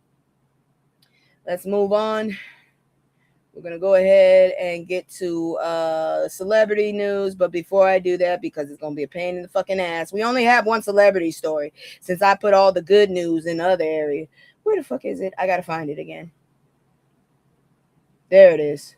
This shit is terrifying. But anyways, let me bring this down. If you like what I'm doing, if you don't like what I'm doing and you have suggestions for me, please hit me up in the comments. But if you just want to be a rude bastard, do you see what it reads at the bottom? I got time, y'all. So, and I also know how to delete your name, so you'll never get any kind of credit unless somebody comments to you before I get to your ass. But anyways, check out my commercial. Please like, share, subscribe. We almost to 300, and then I'll cam up to show you what I really look like. And then after that, we'll get to 400, hopefully, and 500, and then shit. I don't know. I'm happy at 1,000. Honestly, I'm terrified of big crowds. But anyways, here go my commercial. I'll be right back. It's just me and the fam. It's just me and the fam. It's just me and the fam. It's just me and the fam. Yeah, yeah. It's just me and the fam. See my little taste, say that's my girl, that's my mascot. The ones go for hours and some hours till we pass out. Stay inside the house, turn up with the racks out. Stay inside the house, turn. I'm gonna tell you right now, something is seriously wrong when you are a pervert and you own an island. What is this? A pattern? Diddler offloads one-star island property for $55 million. Keeps the mansion next door. Yeah. So the Diddler offloaded one of his Star Island properties. He don't need no island, not with his reputation, in Miami for $55 million while holding on to an adjacent mansion. A real estate move that raises eyebrows given that he currently sits in federal detention awaiting trial on sex trafficking and racketeering charges. That motherfucker was supposed to be out 2 months ago. I'm so glad he's still in. Star Island sits among the... Why is it called Star Island? Star Island sits among the most exclusive addresses in the country. Bitch. A private guard-gated island hit in Biscayne, Bay, where neighbors include celebrities, athletes, and billionaires. Can y'all just go ahead and claim that one country and get the fuck away from us then? The property that sold commands that price tag on location alone, and the decision to liquidate one asset while retaining the neighboring mansion, maybe he gonna put his perverted sons in that bitch. I think they're perverts. I have the right to think what I want. Suggests active financial management happening behind the scenes while his legal team fights his case in court. You're evil, man. You're evil, black man. You're evil. Diddler faces federal charge that carries serious prison time if convicted. What the fuck you mean if? Is he out? Legal defense at that level runs into the tens of millions, and asset management becomes a critical piece of the strategy his team executes. The timing of a $55 million sale while federal proceedings move forward draws natural scrutiny about what those funds support and where they flow. He's probably trying to bribe the orangutan in the White House.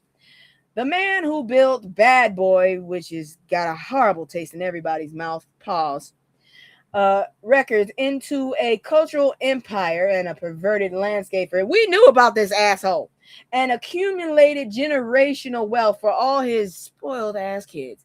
Now watches that empire get examined from every angle. One Star Island property sold, the mansion next door stays on the books. The story keeps getting more complicated. Just stay your ass there. You don't need to be near no more normal folks. You dirty ass pervert. That's it for that. Now we're going to go ahead and move into health. Hopefully this is right. And then we're going to go ahead and move into... I do not have an animal story, but I do have a palate cleanser. If you are interested, stay with me. Nobody said shit about a talent show yet. I mean the fashion. So obviously you don't want it. So I'm going to keep moving. Let me go ahead and bring it up now.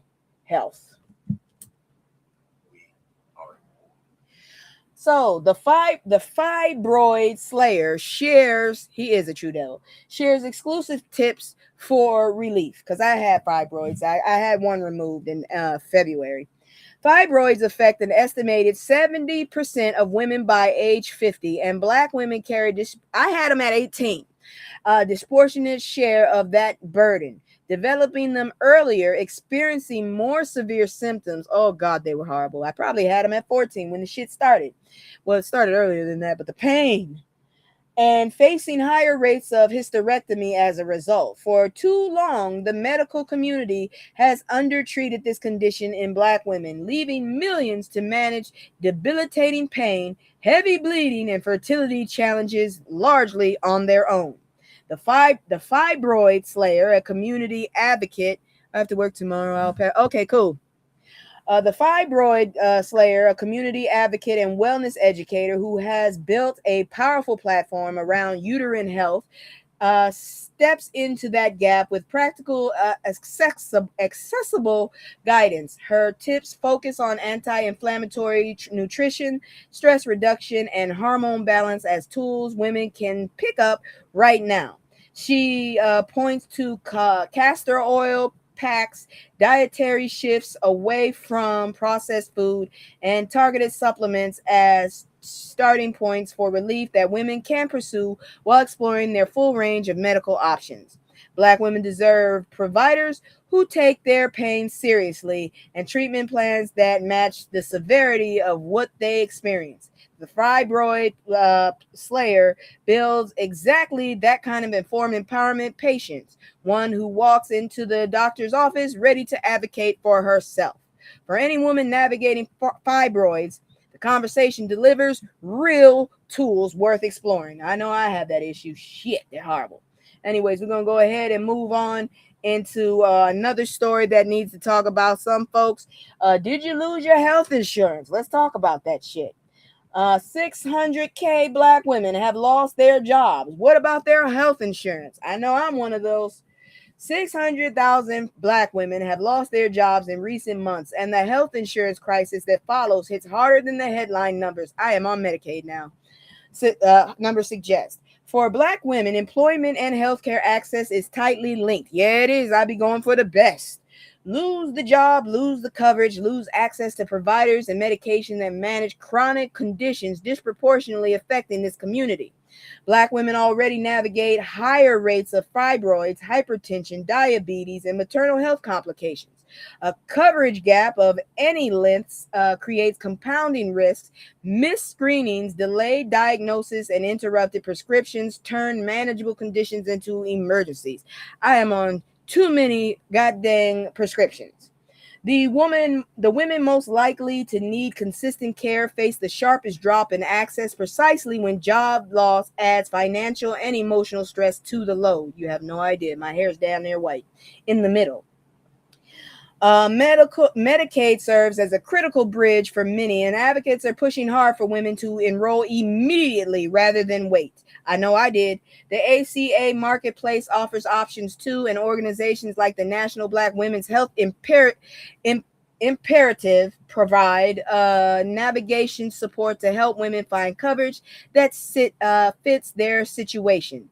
Black women built this economy and deserve a safety net strong enough to hold them when it shifts. Damn right. Moving on, because we got one more, and I know y'all was expecting this one because it's been all over the news. I thought it was kind of gross, but I almost had a scare. I thought I had it, but I don't. Explosive diarrhea outbreak. Check your kitchen for these ingredients. A foodborne illness because of the wormhead outbreak has health officials urging people to audit their kitchen staples immediately. The culprit links to common ingredients many households stock regularly, making this a situation that touches families across the country, including Black households where certain pantry staples appear frequently in traditional cooking. The CDC tracks food. They also fucking got rid of the thing to look for the shit. Anyways, tracks foodborne illness outbreaks closely, and this one carries enough severity to warrant a hard look at what sits in your cabinet right now. It's their fault too.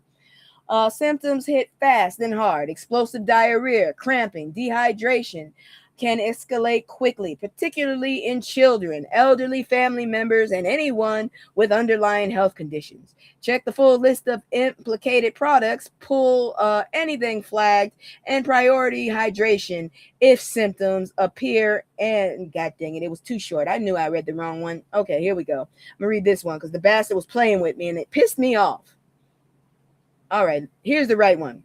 So I said all of that. The CDC has stepped in with active warnings and speed at which symptoms develop makes early awareness critical. Black households carry these things. Traditional soul food and Southern cooking draws heavily on seasonings, canned goods, sauces, and protein that appear frequently in everyday meals. When contamination hits those products categories, it moves through Black kitchens at a higher rate because of cooking patterns and brand loyalty built over generations. I don't know about y'all, but I don't do brand loyalty. I do price. Shit, if that store shit is the same thing, I'm buying it. Symptoms hit fast. Explosive diarrhea, severe cramping, nausea, rapid dehydration can escalate within hours. Children, elderly family members, pregnant women, and anyone managing diabetes or hypertension face the sharpest risk of serious complications. Pull up the list of implicated products today. Check every matching item in your kitchen and remove anything flagged. Reach for electrolyte replacements alongside water during recovery. Anyone experiencing symptoms beyond 24 hours or signs of severe dehydration need medical attention immediately. Now, what I would do is check the CDC or the pediatricians. Type in explosive diarrhea products, okay? Contaminated products, because they didn't give me a webpage.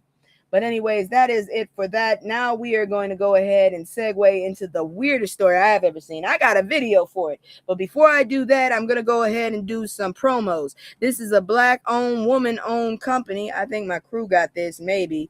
We've been dealing with something for a few days. Well, if they in the bathroom more and more and they sweating, you might want to go talk to the doctors. Y'all might need to get quarantined.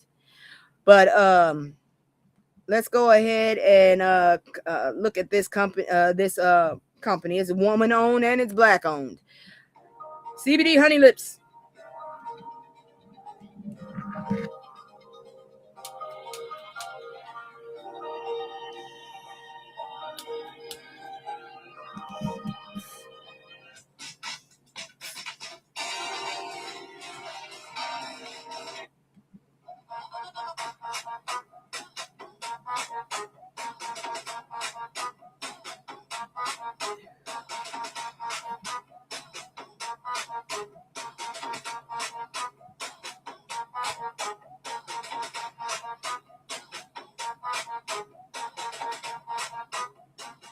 I'm probably gonna take my braids out this week, but anyways, Joker, you still didn't make a Discord, did you? I'm still waiting on you. You thought I forgot, huh? I be looking.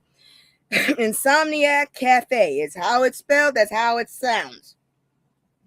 I know how to spell. Something bad. I've been okay compared to this. We all been to the doctor and got meds. Oh yeah, Honeybee CBD Honey Lips. You can find them on Twitch, Instagram, and Threads. Here goes my commercial one last time. Once again, if you like what I'm doing, if you don't like what I'm doing but have a suggestion, hit me up in the goddamn comments. But if you just want to waste my time, I got time to waste. So hey, let's play. Here goes my thing. Please share, subscribe, and we gonna holla at each other. Sorry to hear that, got there. I did. I cannot find you. Oh shit, what is my name? Hold on, let me go find out what my name is on Discord before I move on into this. That way you can find me. I don't mind people knowing what my Discord is. All I gotta do is ignore your ass, really. Let me see. What is my name on Discord? Discord. What the fuck is my Discord? I know I have one on my phone. There it is. Okay, what's my name? If you can't find Insomniac Cafe, then you need to find me. There it is. So you're going to look for, if you're looking for me, you're going to look for, please excuse if my fucking thing pops up like that. That's what you're going to look for right there. On Discord, if you're looking for me. I made the damn thing. I found others can't find you. My computer skills are trash. Girl, don't feel bad. I got my mother back on the internet in less than 30 minutes. I can help you. That's what you're going to type if you're looking for friends. That's it right there. Because that's technically my real stage name, but nobody ever calls me by it. But anyways, here go my commercial, and then we'll be back with a story you will not believe. It's just me and the fam. It's just me and the fam. It's just me me and the fam. It's just me and the fam. Yeah, yeah. It's just me and the fam. See my little say that's my girl, that's my mascot. The ones go for hours and some hours till we pass out. Stay inside the house, turned up with the racks out. Stay inside the house, turn.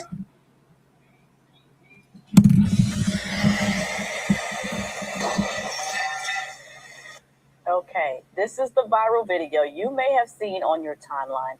A woman's pole dancing routine goes wrong when the pole hits the sprinkler in her apartment, causing a major water leak, and she says it even damaged the person's apartment below her. ABC 13's Luke Jones is live after speaking with her about what happened here. Luke? Yeah, and Erica, she's danced on poles many times before, mostly in dance studios. Never before had she installed a pole in her living room. Well, she finally did so, and made it only 3 days before it gave out on her. So Monday was like any other day for me. Asha Gilbert, following along to a pole dancing workout tutorial at her West Houston apartment July 6th, when the unthinkable happens. The pole crashing into a fire sprinkler, water shooting from the ceiling. And immediately I'm in shock because I'm like, oh my gosh, this cannot be happening to me. The pole, a recent addition to her living room, gifted to her by a colleague just 3 days prior. He was like, hey, I have this pole, I'm giving it away, do you want it? And I'm like, yeah, absolutely I want it. But when she and a friend installed it, they didn't anchor it to the ceiling, instead relying on the pole's natural tension between ceiling and floor. It wasn't even a thought that it could possibly hit the sprinkler. We were more worried about it hitting a wall or hitting this. Much of Gilbert's furniture ruined, and she's forced to move out. She says the water also seeped into a downstairs neighbor's apartment. I explained everything, and she was very, very cool and understanding, and I appreciated that. Her original video posted on Instagram and has now been viewed more than 700,000 times. And while she's comfortable with temporary fame, she says she's pole dancing to get a better. You have to be very strong, a strong upper body, strong core to be able to do it.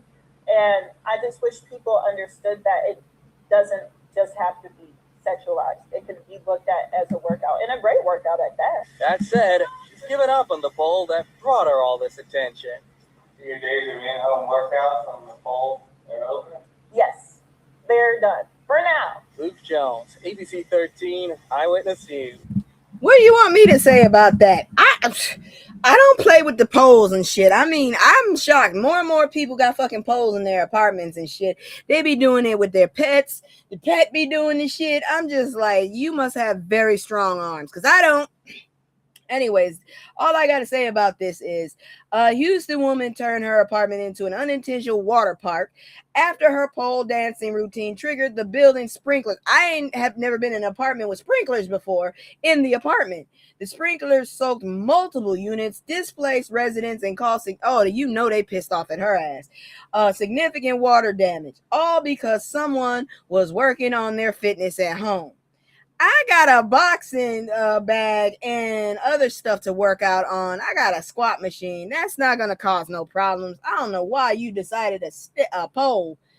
Look, nobody said pursuing your passions was risk-free. The building's insurance company is having a very long week. The neighbors are not impressed. And somewhere in Houston, a woman is rethinking her ceiling clearance. Passion is valid. Structural awareness matters too. Good luck on whatever the hell else you're going to do, because that's a hot ass mess. And that is it for the news tonight. Thank y'all so much for coming. I don't know why I had that down and up, but whatever. I want to thank you again, because without y'all, I would be nothing. Now I'm going to go on fuck off somewhere and maybe cook some food, because I didn't really eat that much yesterday. I had like 2 granola bars. I don't think that's good. But anyways, catch us on Friday where we fuck off and say all kind of crazy stuff on grown folk shit. Other than that, I'll see you Sunday unless I actually find some time to create something new. Holla at you later. Goodbye and good night. Where the hell is my goodbye thing? God dang it, I lost it. There it is. Thank you. I can't say no, I always gotta go. Playing house, this ain't home with my soul. On the road, I can't Say, no, I always gotta go. Playing house, this ain't a home with my soul on the road.